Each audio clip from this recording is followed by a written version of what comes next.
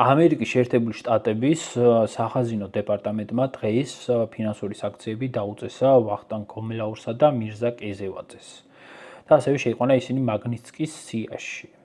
ბევრს შეიძლება არასწორად ეგონოს, რომ ადამიანისთვის თუ ის არ ფლობს რაიმე ქონებას ამ ფინანსებს ამერიკაში, ეს სანქციები არაფერს არ ნიშნავს, მაგრამ სინამდვილეში ეს სანქციები უფრო ფართო სპექტრს მოიცავს და პირველ რიგში რა თქმა უნდა, აღნიშნული პირების საკუთრებაში ყველა ქონება, ფინანსები თუ ფინანსური ინტერესები, რომლებიც მდებარეობენ ამერიკის ტერიტორიაზე, ან ამერიკის მოქალაქეების მფლობელობაში, ან მათ კონტროლის ქვეშ იქნება დაბლოკილი. გარდა ამისა, დაიბლოკა ნებისმიერი ორგანიზაცია, რომელიც პირდაპირ ან ირიბად, სრულად ან ნაწილობრივ 50%-ით მაინც არის ამ პირების